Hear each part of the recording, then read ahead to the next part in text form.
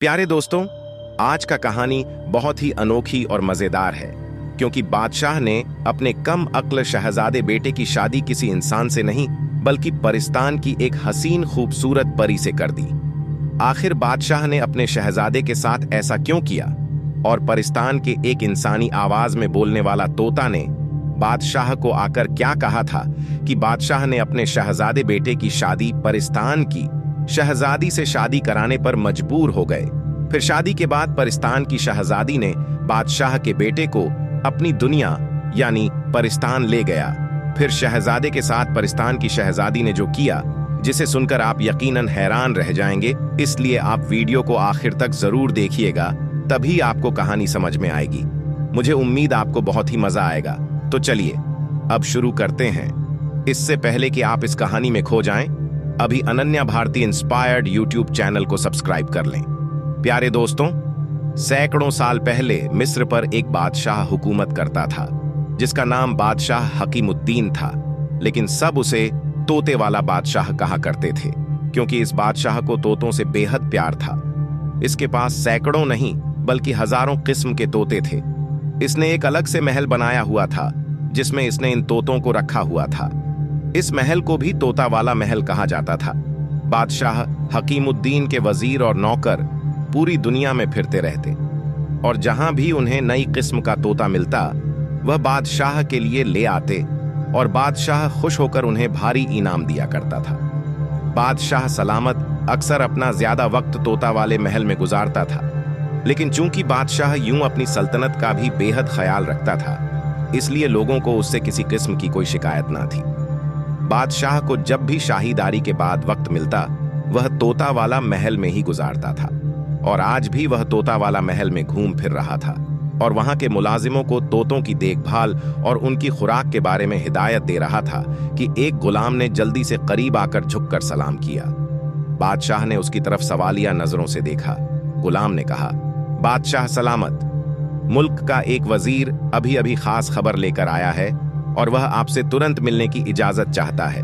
बादशाह हकीमुद्दीन ने थोड़ी देर सोचा और कहा, ठीक है, उसे हमारे दीवाने खास में बुलाओ, मैं वहीं आकर उसकी बात सुनूंगा।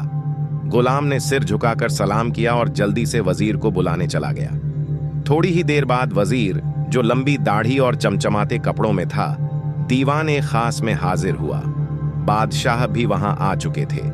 वजीर ने झुककर सलाम किया और कहा, जहां अपना, मैं एक बेहद खास और अजीब खबर लेकर हाजिर हुआ हूं। बादशाह ने उसे बोलने का इशारा किया। वजीर ने कहा, जहां अपना, हमारे मुल्क के पास की पहाड़ियों में एक अजीब घटना हुई है।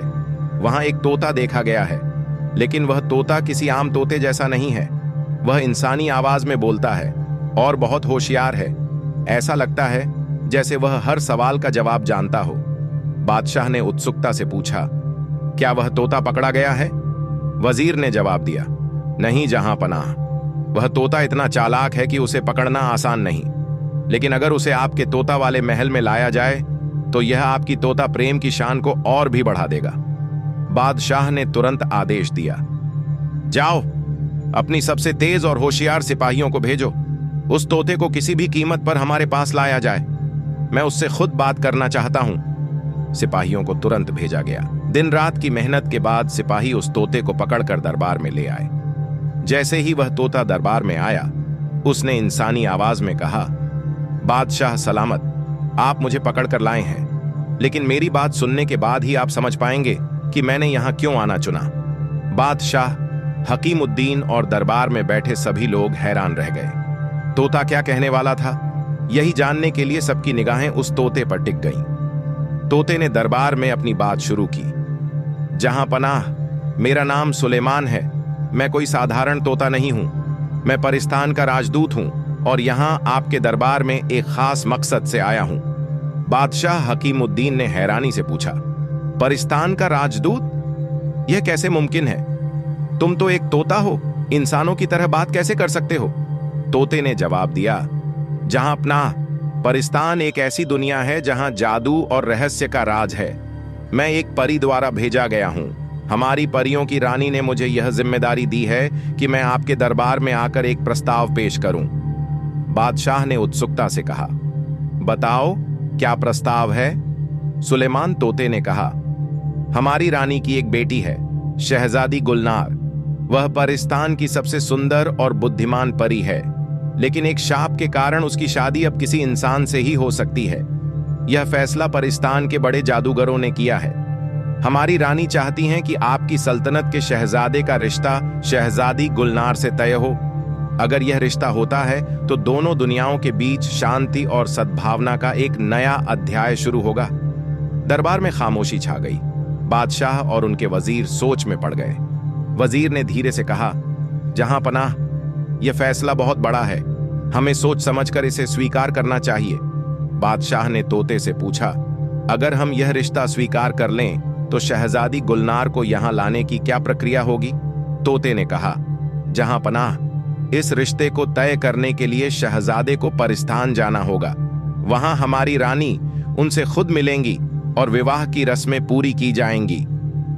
लेकिन एक चेतावनी है, परिस्तान की दुनिया इंसानों के लिए आसान नहीं। वहां के नियम और वातावरण अलग हैं। शहजादे को वहां कुछ कठिनाइयों का सामना करना पड़ सकता है। बादशाह ने अपने शहजादे को बुलाया और उससे पूछा, शहजादे, क्या तुम इस प्रस्ताव को स्वीकार करोगे और परिस्तान जाकर शहजादी गुलनार से विवाह करने के लिए तैयार हो? शहजादे ने थोड़ी देर सोचा और कहा, अब्बू जान, अगर इससे हमारी सल्तनत और परिस्तान के बीच दोस्ती मजबूत होगी तो मैं इस चुनौती को स्वीकार करता हूं। बादशाह ने यह सुनकर तोते को आदेश दिया, सुलेमान, जाओ और अपनी रानी को संदेश दो कि हम इस रिश्ते को स्वीकार करते हैं। मेरा बेटा परिस्तान जाने के लिए तैयार है। तोता खुशी से बोला, जहां पनाह, आपका फैसला परिस्तान की रानी को बहुत खुशी देगा। मैं यह खबर लेकर तुरंत परिस्तान लौटता हूं। कुछ दिनों में मैं वापस आऊंगा और शहजादे को परिस्तान ले जाने के लिए तैयार रहूंगा। कुछ दिनों के बाद तोता सुलेमान वापस दरबार में आया। उसके साथ परिस्तान से जादुई रथ भी आया जो हवा में उड़ सकता था। रथ को देखकर पूरे दरबार में खलबली मच गई। सुलेमान ने कहा, जहां पनाह, यह रथ शहजादे को परिस्तान ले जाने के लिए तैयार है। परियां खुद इस रथ को चलाएंगी, लेकिन एक बार रथ पर चढ़ने के बाद शहजादा इंसानी दुनिया तब तक नहीं लौट सकता जब तक परिस्तान की रानी की अनुमति न मिले। बादशाह हकीमुद्दीन ने शहजादे से कहा, बेटे, यह सफर आसान नहीं होगा। परिस्तान जादू और रहस्य की दुनिया है, लेकिन मैं जानता हूं तुम बहादुर हो। याद रखना, हमारे सल्तनत की इज्जत तुम्हारे फैसले और साहस पर निर्भर करती है। शहजादे ने अपने पिता के पैर छुए और कहा, अब्बू जान, मैं वादा करता हूं कि आपकी और हमारी सल्तनत की इज्जत का ख्याल रखूंगा। शहजादा जादुई रथ पर सवार हुआ। जैसे ही रथ हवा में उड़ा, दरबार में खड़े सभी लोग दंग रह गए। रथ बादलों को चीरते हुए परिस्तान की ओर बढ़ चला। रथ के अंदर सुलेमान ने शहजादे को परिस्तान के नियम और रीति रिवाज समझाने शुरू किए।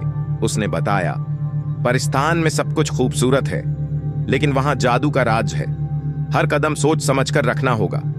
रानी और शहजादी गुलनार आपका इंतजार कर रही हैं, लेकिन शादी से पहले आपको 3 चुनौतियों को पूरा करना होगा। ये चुनौतियां आपकी हिम्मत, बुद्धिमानी और दयालुता की परीक्षा लेंगी। शहजादा थोड़ा घबराया, लेकिन उसने खुद को संभालते हुए कहा, मैं इन चुनौतियों का सामना करने के लिए तैयार हूं। कुछ ही घंटों में रथ परिस्तान पहुंचा। वह जगह सचमुच अद्भुत थी। चमकते हुए महल, इंद्रधनुषी आकाश और उड़ती हुई परियां।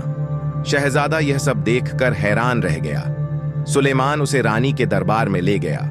रानी, जो बेहद आकर्षक और शालीन थीं, ने शहजादे का स्वागत किया और कहा, हमने सुलेमान से तुम्हारे साहस और बुद्धिमानी के किस्से सुने हैं, लेकिन हमारी परंपरा है कि शादी से पहले तुम्हें 3 चुनौतियों का सामना करना होगा। अगर तुम इन्हें सफलतापूर्वक पार कर लेते हो तो तुम हमारी शहजादी के साथ विवाह कर सकोगे। शहजादे ने सिर झुकाकर कहा, मैं तैयार हूं महारानी। कृपया मुझे बताएं कि ये चुनौतियां क्या हैं। रानी मुस्कुराई और बोली, पहली चुनौती यह है कि तुम्हें हमारे जादुई जंगल में जाकर अमर फल लाना होगा। वह फल केवल उन लोगों को मिलता है जो सच्चे दिल और निडर होते हैं। इस सफर में तुम्हें कई कठिनाइयों का सामना करना पड़ेगा। शहजादा तुरंत तैयार हो गया। रानी ने उसे रास्ता दिखाने के लिए सुलेमान को साथ भेजा। लेकिन जंगल में क्या हुआ? क्या शहजादा वह अमर फल लाने में कामयाब हुआ? और दूसरी तीसरी चुनौती क्या थी? ये जानने के लिए कहानी आगे और भी रोमांचक मोड़ लेती है। दूसरा भाग अगले वीडियो में, तब तक अपना ख्याल रखना। धन्यवाद।